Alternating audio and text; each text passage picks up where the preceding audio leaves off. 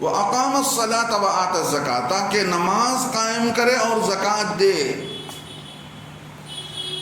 تم یہ کہتے ہو کہ صرف قبلے کی طرف ہے، نہیں نہیں، نماز کو قائم کرنا پڑے گا تمہاری زندگی میں، اور زکوٰۃ دینا پڑے گا اللہ کے کہنے پر۔ اور آگے فرمایا وَالْمُوفُونَ بِعَهْدِهِمْ، اور پورا کرنے والے ہیں، ایمان والے پورا کرنے والے ہیں اپنے اقرار کو، اپنے عہد کو، اپنی بات پر پورا اترنے والے ہوتے ہیں۔ جس کا وعدہ کر لیتا ہے ایمان والا اس کو پورا کرتا ہے۔ منافق آدمی اپنی بات پر جمتا نہیں ہے۔ آگے چل کر بتاؤں گا کہ منافق کی نشانی، 3 نشانی اللہ کے نبی علیہ السلام نے فرمایا۔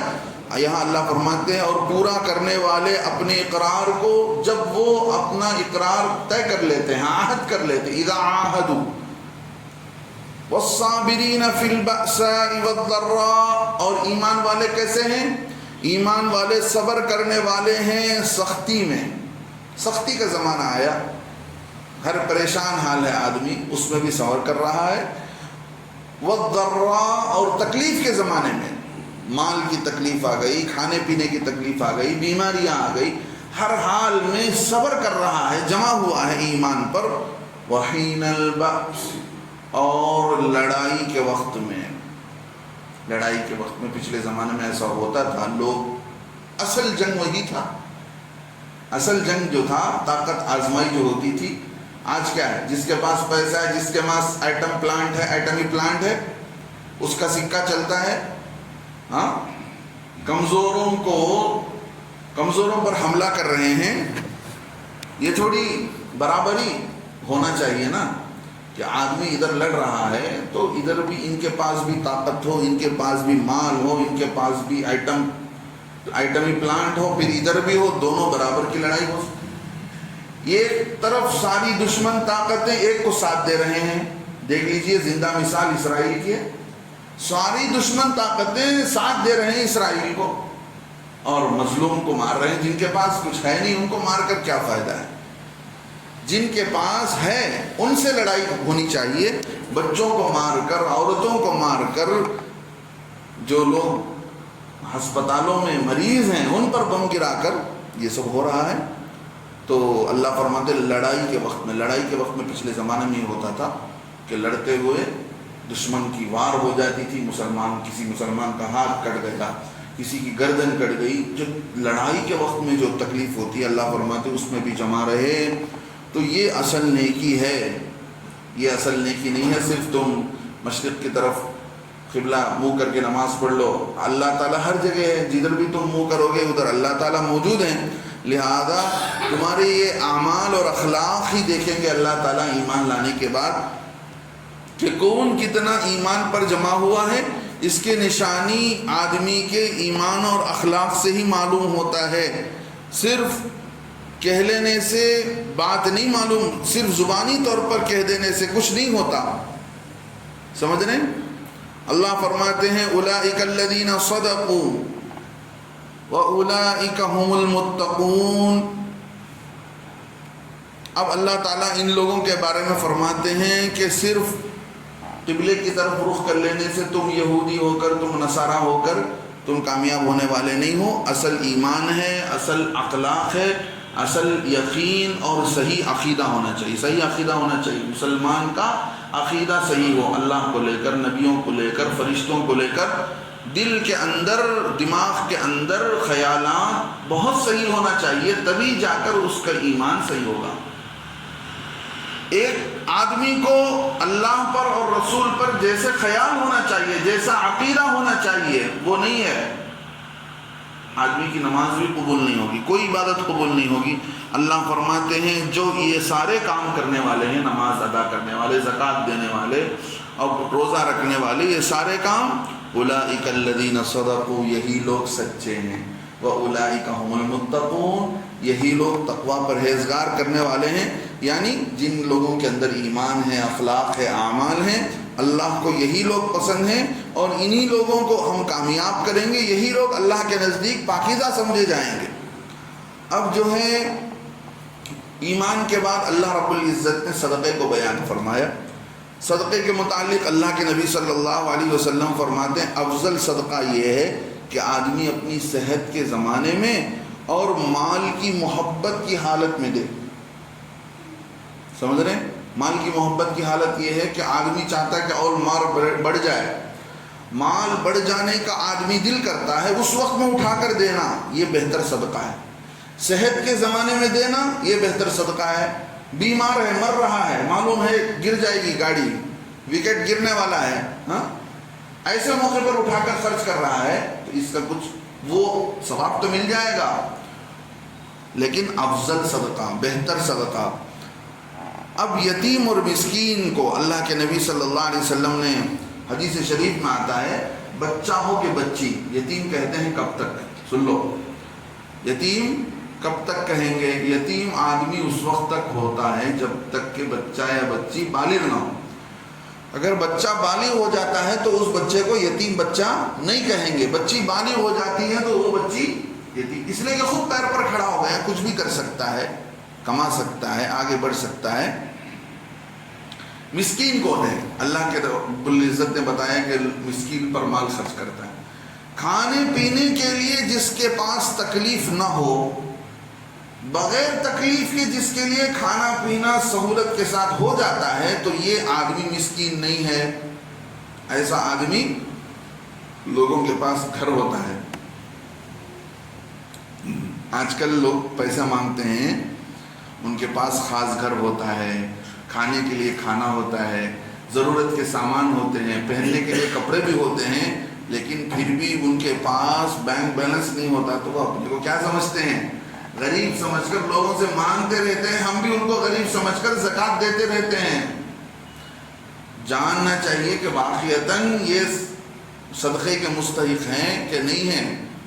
رشتہ داری پر خرچ، رشتہ داری کے اعتبار سے دینا الگ بات ہے، لیکن مسکین ہونے کے اعتبار سے کسی کو دے رہے ہیں تو دیکھ کر دینا چاہیے. زکوٰۃ کے علاوہ بھی آدمی کے مال میں کچھ چیزیں ہیں. لوگ کیا کرتے ہیں؟ زکوٰۃ ہی دیتے ہیں. مجھے بھول نہیں، بہت افسوس کے ساتھ کہہ رہا ہوں، بہت سال پہلے ایک مدرسے کی زمین کی خریدی کا مسئلہ تھا.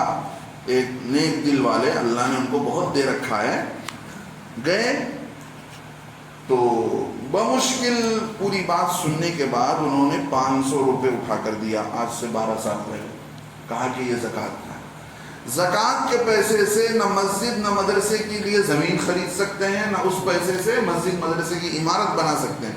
دونوں کام نہیں کر سکتے. دے رہے ہیں کون سا مال؟ زکوٰۃ کا. کس کام کے لیے؟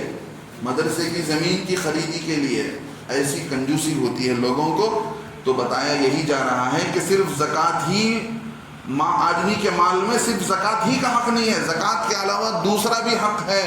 اللہ رب العزت کو لینا چاہتے ہیں. حضرت فاطمہ بنت قیس رضی اللہ عنہا سے روایت ہے، اللہ کے نبی صلی اللہ علیہ وسلم نے فرمایا، مال میں زکوٰۃ کے سوا کچھ اور بھی اللہ کا حق ہے. ان فی المال حقا سوى الزکاۃ، مال میں زکوٰۃ کے علاوہ اور بھی حق ہے. کیا مطلب؟ دوسرے لوگ آتے ہیں، کسی غریب کی شادی ہے، مدرسے والے، مسجد والے، اللہ نے دے رکھا ہے تو آپ کو دینا چاہیے. آپ دینا روک لیتے ہیں تو دینے والا بھی دینا روک لیتا ہے. اللہ کے نبی صلی اللہ علیہ وسلم نے حضرت بلال رضی اللہ عنہ سے فرمایا، انفق، اے بلال خرچ کیا کرو، تجھ پر خرچ کیا جائے گا. خرچ کرنے والا تجھ پر خرچ کرے گا. کون؟ اللہ تعالیٰ. انفق علیک، تجھ پر خرچ کیا جائے گا. ولا تخش من ذی العرش اخلالا، عرش والے رب کریم سے کبھی کمی کا اندازہ مت کرنا کہ اللہ کے پاس مال کم ہے، خرچ کرنے سے کم ہو جائے گا. ادھر کم ہوگا تو ادھر آتا رہے گا، دیتے رہیں گے تو آتا رہے گا، جماتے رہیں گے تو آنا بند ہو جائے گا. یہ اللہ کا اصول ہے. اسلام میں مال جمانا ہی نہیں ہے. حدیث میں آتا ہے، اللہ کے نبی علیہ السلام گھر کو آئے، پوچھا کھانے کے لیے کچھ ہے؟ فرمائے کہ ایک بکری آئی تھی مانگنے کے لیے، مسکین آ گئے، ہم نے ان کو دے دیا. صرف ایک بازو کا حصہ، ایک بازو بچا ہوا ہے، بکری کا ایک شانہ بچا ہوا ہے.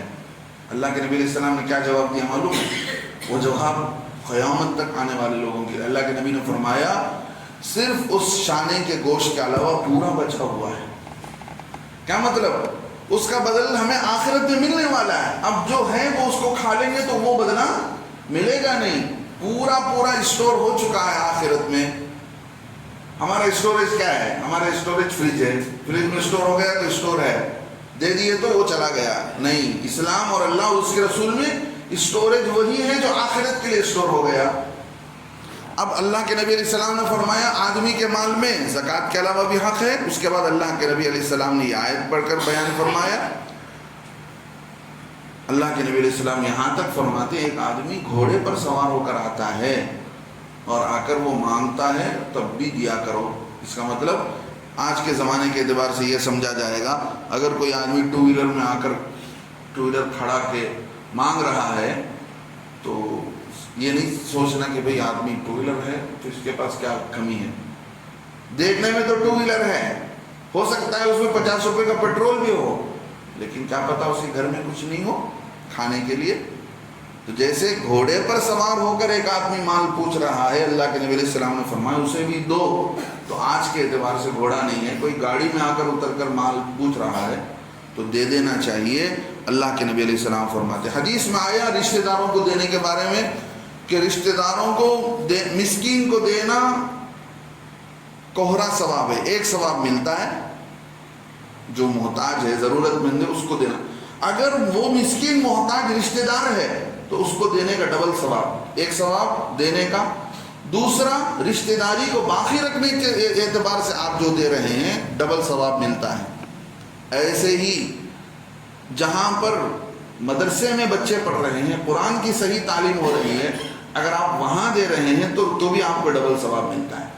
ایک ثواب دینے کا، دوسرا ثواب دین کے کام پر خرچ کرنے کا.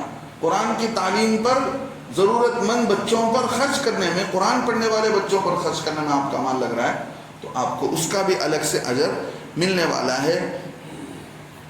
دیکھو ایمان، اب اللہ رب العزت نے بتایا کہ فرشتوں پر ایمان لائے. فرشتوں پر کیسا ایمان ہو؟ فرشتوں پر ایمان ہو کہ بھئی فرشتے جو ہے اللہ کے بندے ہیں، اللہ نے ان کو نور سے بنایا ہے، جسم اور روح والے. ان کے اندر بھی جسم ہے، ان کے اندر بھی روح اللہ نے رکھا ہے. ان میں ان کو 2 بازو ہیں. کسی فرشتے کو اللہ نے 2 پر دیے ہیں، 2 حصے دیے. کسی کے 4 پر ہیں. حضرت جبریل علیہ السلام کے 600 پر تھے. ان کو اصلی شکل میں اللہ کے نبی صلی اللہ علیہ وسلم نے دیکھا. اور یہ عقیدہ رکھے فرشتوں کے بارے میں کہ بھئی نہ وہ نکاح کرتے ہیں نہ وہ کچھ کھاتے ہیں، ہر وقت ذکر میں تسبیح میں لگے رہتے ہیں. اللہ نے اس مخلوق کو اسی لیے بنایا. ان کو بھی موت آئے گی. کب آئے گی؟ قیامت کے دن، جس دن اللہ تعالیٰ سارے انسانوں کے جمع ہو جانے کے بعد اللہ رب العزت سب کو مار دیں گے، سب کو موت آئے گی. تو اس وقت فرشتوں کو بھی آئے گی. سارے انسان، سارے جنات، آدم علیہ السلام سے لے کر اس دنیا کے بننے سے لے کر جتنے انسان اور جنات اور چرندے اور پرندے جانور جو کچھ پیدا کیے گئے وہاں جمع ہوں گے. اللہ کے پاس حاضر ہونے کے بعد اللہ سب کو موت دے کر اللہ فرمائیں گے بتاؤ کون ہے آج کا بادشاہ؟ لمن الملک اليوم، آج کا بادشاہ کون ہے؟ آج کے بادشاہ تو ہم ہیں. دنیا میں تم کہتے تھے کہ ہم منسٹر ہیں، ہم پروفیسر ہیں، ہم ایسے ہیں، ہم ویسے ہیں، ہم ہی بادشاہ ہیں، ہم ہی راجا ہیں. ہم ہیں آج کے اصل بادشاہ. ساری دنیا کی بادشاہت کس کی ہے؟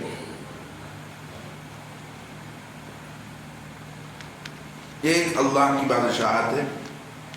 اب اللہ رب العزت نے آگے بیان فرمایا کہ دیکھو